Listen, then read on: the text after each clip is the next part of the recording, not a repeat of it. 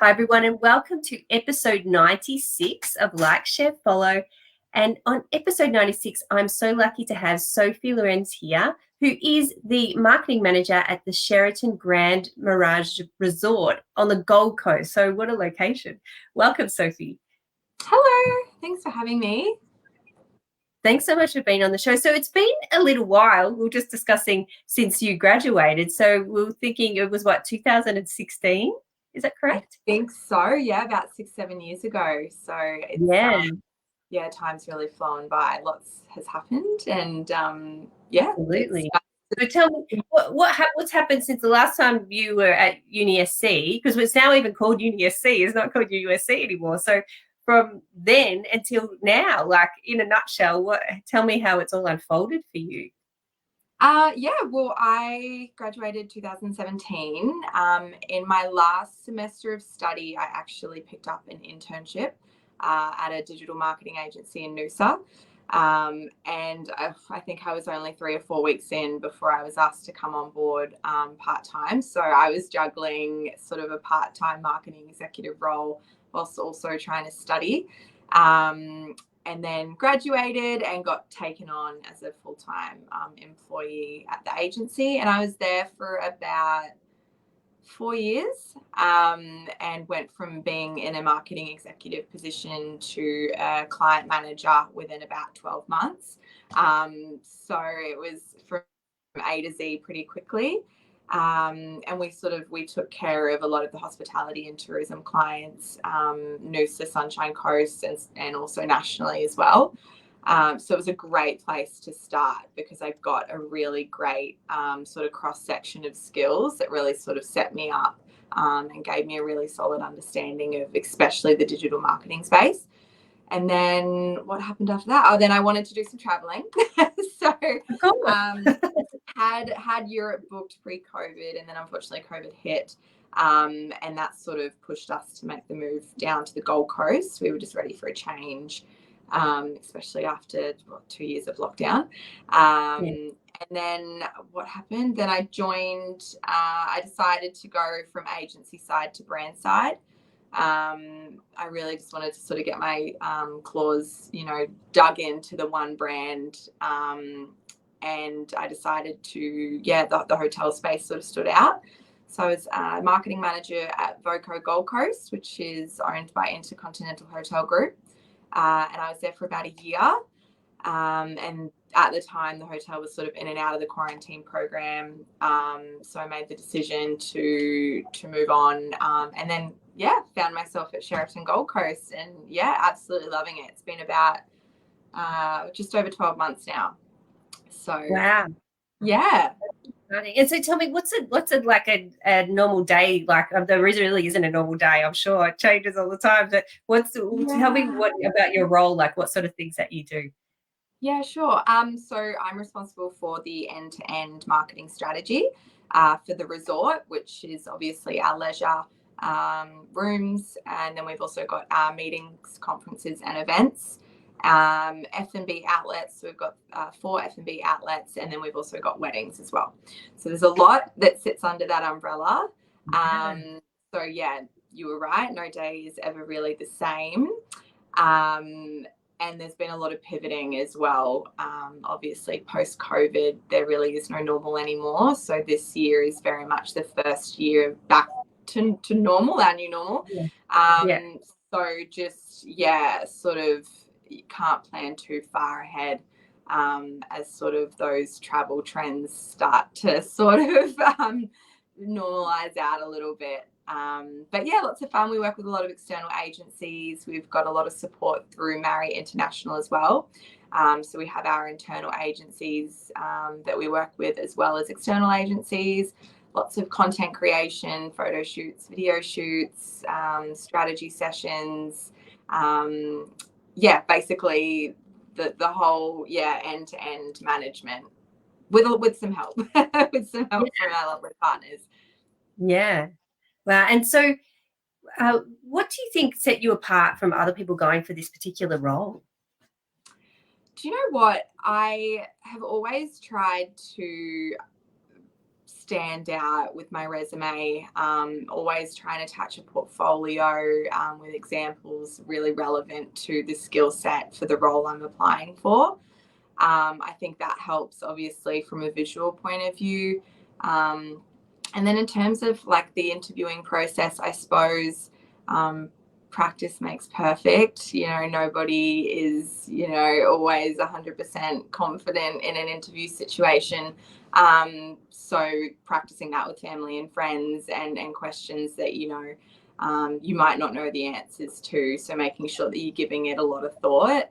And then, of course, just being yourself as well. And asking the employer questions as well. I think it's important for them to, it's in a value exchange. It's not just about them hiring you. It's about you finding a position and a workplace culture that, you would like to work for as well. So I think just having that genuine sort of like interaction and asking questions, and then, customizing your resume so that it stands out.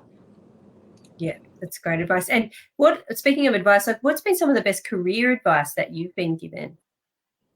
I think persistence. You're not always going to get every job you apply for, but not taking that too to heart. Making sure that you just have a positive attitude and keep going, keep learning, investing in your professional and personal development as well.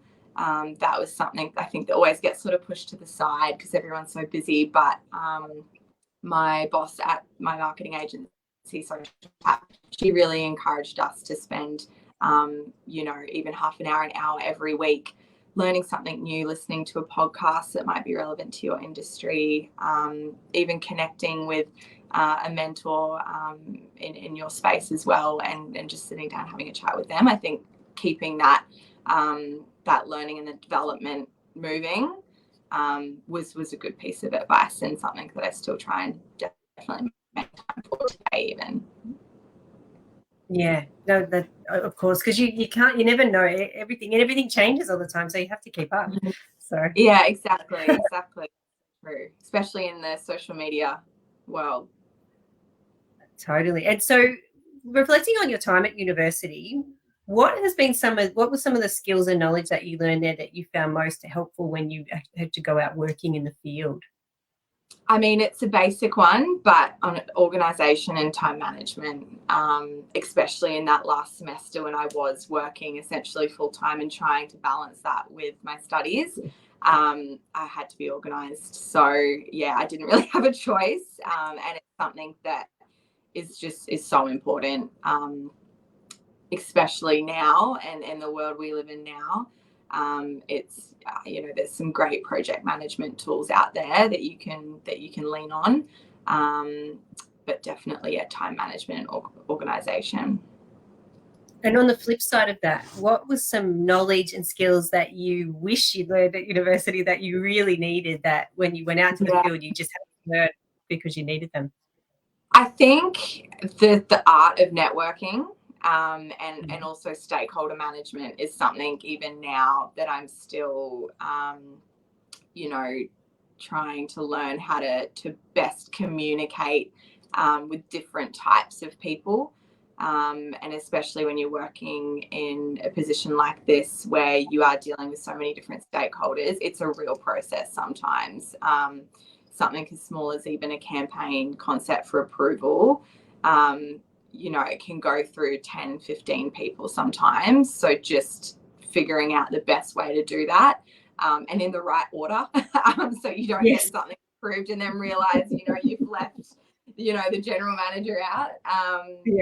But yeah, and working with the different departments as well, that we've got the food and beverage manager, the weddings manager, ensuring that those relationships are the best that they can be, makes my job easier as well. But that definitely, wasn't something that, happens overnight, and there's a real art, I think, to it.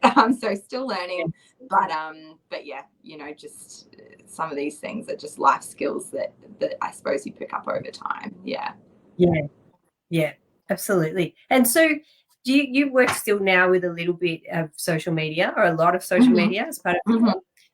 And so, as we said, it changes all the time. So what's something that you've learned or discovered or anything really around in the past 2 weeks that you found kind of interesting in relation to social media? This might not be groundbreaking, so apologies if everybody is already over this, but I came across an Instagram page called Creators, and it's run by Instagram, and it has some really great tips and tricks and hacks on, you know, what's trending, you know, how to optimize your content. And I suppose when you're so busy, for me, it's really important to just have, you know, whether it's that Instagram page or a podcast or you know, an email newsletter where, you know, I'm just getting the top 5 sort of, you know, tips or tricks or trends. So I thought that Instagram page was, Creators. And they do some great profiling too on some great content creators. And then also the Social Media Examiner. They do a great email newsletter and podcast. But I have been following them for a while, so they're not new. But the Creators Instagram page is a great one run by Instagram. So excellent. So no, thanks for sharing that.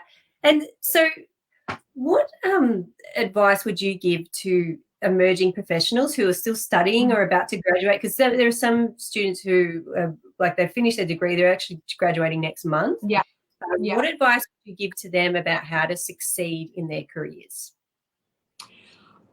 I think just to have the mentality that no job is too small. You really do have to start somewhere. And the connections and the networks that you can sort of build along the way can be invaluable later on. So really just trying to get your foot in the door as soon as possible. But as I was saying before, you know, you might not, I didn't certainly get, you know, the first, second, third, fourth internship I applied for. So it's about being persistent, keeping a positive attitude, and just try and get yourself out there. And internships are a great place to start. Like I said, I think I was working, you know, within 4 weeks, 5 weeks, I had a paid part-time role. And then that turned into, you know, a 6-year position with the company. So I think just trying to get your foot in the door as early as possible, if you haven't already, would be a good place to start. Excellent. And again, great advice. And so this leads us to the final and I think one of the most important questions of the show, which is, who do you like, share and follow? I follow a lot of cooking content pages. I did try and find a few of my favorites before the show and I couldn't track them down. It's always the way. But I did write down a couple of others. I'm a big fan of Batuta Advocate. I think they write some great satire. Social Media Examiner is a great professional one, and staying up to date with trends. I think it's a great sort of single source of truth. And then everyone loves a bit of Inspired and Unemployed as well. Oh yeah. But I do try and sort of, because I'm on social a lot throughout the day. Certainly in the evenings, I try and keep it to a minimum. But yeah, those are a few of my fun ones that I like to follow. Yeah, it's good. It's about entertainment. You can do work stuff, but it's also should be fun as well. Yeah, absolutely. And so we've come to the end of our formal questions. So I wanted to ask you, do you have any final words of wisdom before we wrap up? Look, it's going to be a cliche one, but I just think it's so true. And it's just, you should really find something that you enjoy doing. You know, you're at work 5 days a week, 8, 9, sometimes 10 hours a day. And it's so important to really enjoy what you're doing. So I think find that passion. And I suppose the beauty of social media is it really does open up a lot of doors. You really can, create something and make it work for you. The sky really is the limit. So find what that is and go for it. Oh, thanks so much, Sophie. It was wonderful to have you on the show. And our next episode is on Wednesday. So episode 97, we have Laura Pettigrew, who's a digital storytelling and communication manager at the Caloundra Chamber of Commerce. So that means there's only 3 episodes after that before the end of Like, Share, Follow. So if you studied social media at UniSC and have graduated and you would like to be one of our final guests, let me know. But thank you so much again, Sophie, I know you're so busy, and you gave some great knowledge bombs there for people to really take and run with. So thank you so much. Thanks, Karen. See you guys. Thanks.